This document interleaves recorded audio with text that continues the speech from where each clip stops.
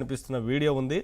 వారి ఫోన్లో నుంచే తీశారు. సాంకేతిక పరంగా ఖచ్చితంగా చూపిస్తారు మీరు అన్నట్లుగా ఎలా బయటికి వచ్చింది, ఎలా టెక్నికల్ ఎవిడెన్స్ ఉంది సార్. అక్కడ ఎక్కడా కూడా టెక్నికల్ ఎవిడెన్స్ లేకుండా ఏది బయటికి రాదు. ఏం చెప్తారు విద్యాసాగర్ గారు? మీరు ఎలా రెస్పాండ్ అవుతారు మొత్తంగా ఈ విషయాల మీద? గుడ్ మార్నింగ్ నవీన్, అట్లాగే పెద్దలందరికీ కూడా నమస్కారం. ఈ ఇందాక సార్ చెప్పినట్టు అది అసలు ప్రశ్న ఉత్పన్నం అయ్యే అవకాశమే లేదు. అటువంటి క్వశ్చన్ రైజ్ అయ్యే అవకాశం లేదు. ఎందుకంటే it's a digital evidence and technical evidence. It is not so easy. అంటే వాళ్ళు ఏదో రైజ్ చేసి చేస్తారు అని కూడా నేను అనుకోవట్లేదు. ఎందుకంటే phone it self it is a evidence. First of all WhatsApp అనేది థర్డ్ పార్టీ సంబంధించినటువంటి ప్రొవైడర్. అది ఇంటర్నెట్ అనేది ఇంకొక పార్టీకి సంబంధించినటువంటి ప్రొవైడర్. తర్వాత లొకేషన్ అది ఇంకొక థర్డ్ పార్టీకి సంబంధించినటువంటి ప్రొవైడర్. అది అంటే మొత్తం 4 కంపెనీలకు సంబంధించినటువంటి టెక్ ఏది మనకు ఏమంటారంటే మొబైల్ డివైస్ దగ్గర నుంచి, మా లొకేషన్ దగ్గర నుంచి, మనకు సర్వర్ దగ్గర నుంచి, టవర్ దగ్గర నుంచి, లేకపోతే వైఫై దగ్గర నుంచి, సెండింగ్ ప్లేస్ దగ్గర నుంచి, రిసీవ్ ప్లేస్ దగ్గర వరకు ఇవన్నీ కూడా డిఫరెంట్ కంపెనీకి సంబంధించినట్టు.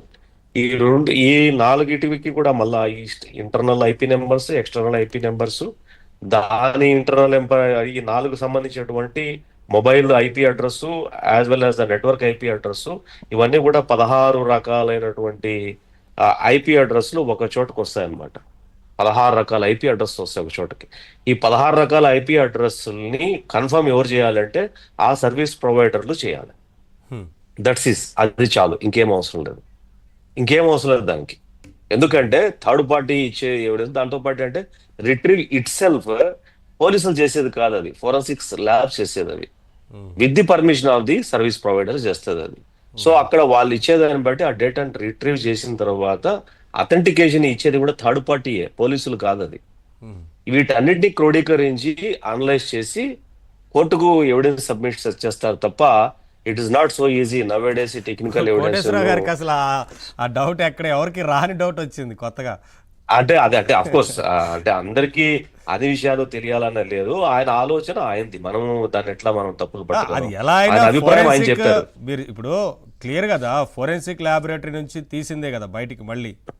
అంటే no, with the permission of the service provider. మళ్ళీ అది కూడా చెప్తున్నా, వాట్సాప్ సర్వీస్ ప్రొవైడర్ నుంచి లెటర్ పెట్టిన తర్వాత ఆ లెటర్ లో నుంచి ఏ నెంబరు, ఏ ఐపీ నెంబరు, ఏ డేటు, ఎక్కడ, ప్లేసు, గూగుల్ మ్యాపింగ్, ఇవన్నీ కూడా వచ్చేస్తాయి దాంట్లో.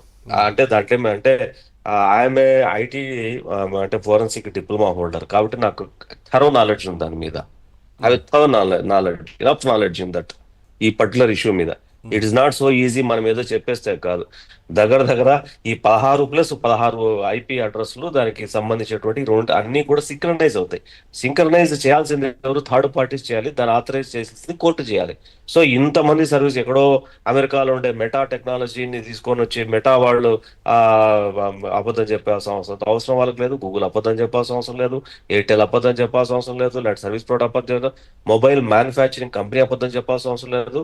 Mobile manufacturing company it's the IP address will not tell the any అంటే ఏమంటారు, అబద్ధం చెప్పదు కదా అవంతా కూడా.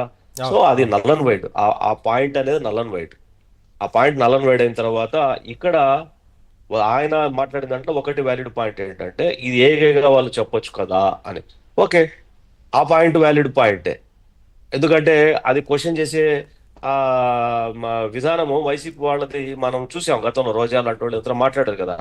దానికి simple court will send the forensic lab and అది ఒరిజినల్ అవునా కదా ఆల్రెడీ అథెంటికేషన్ ఉంటుంది. వాళ్ళ డౌట్ ని క్లారిఫై చేసుకోవడానికి కూడా ఫోరెన్సిక్ ల్యాబ్ పంపిస్తే అది అయిపోతుంది.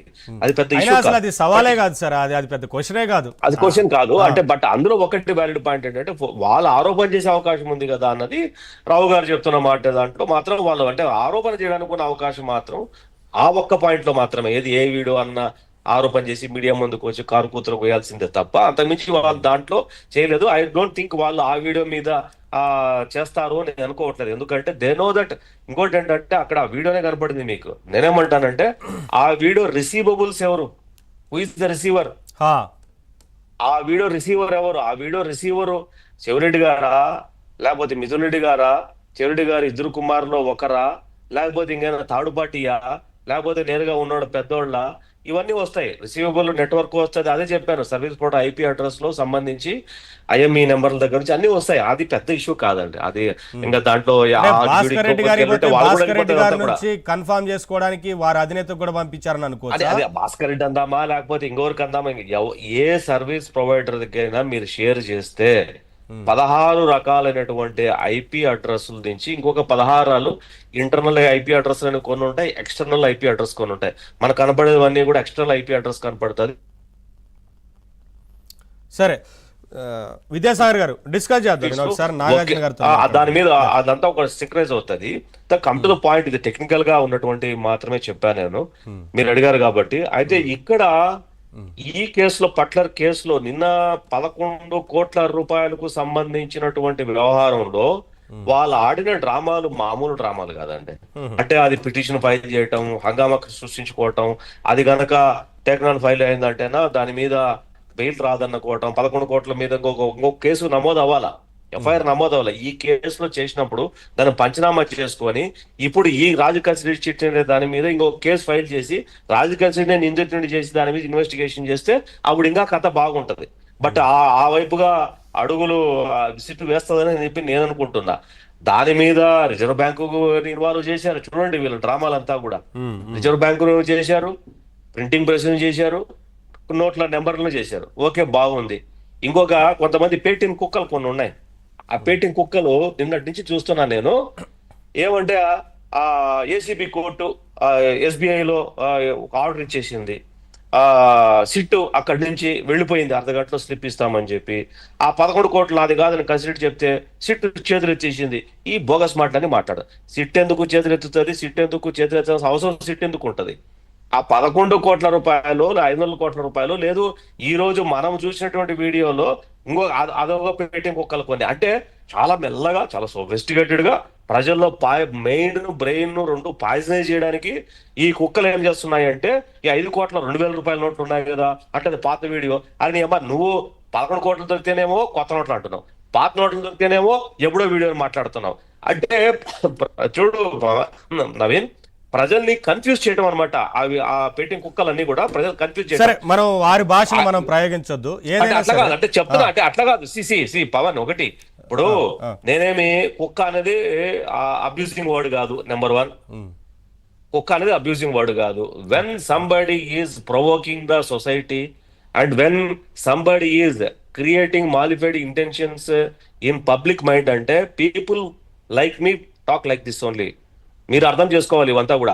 అది విన్నప్పుడు ఏమవుతుందంటే, అంటే ఈ డెమోక్రసీలో ఇంత వరస్ట్ గా, ఇంత చండాలంగా ప్రజల మైండ్ ను పాయిజనైజ్ చేయడానికి ఇంత కుట్రలు పన్ని, మళ్ళీ అంత వాళ్ళ చదువుకున్నోళ్ళే, ఎంతో కొంత చదువుకున్నోళ్ళే, ఆ జ్ఞానం ఉందో, బుద్ధి ఉందో, తలకాయ ఉందో, వాళ్ళ అమ్మ నాయన ఏం నేర్పించారు నాకు అర్థం కాల.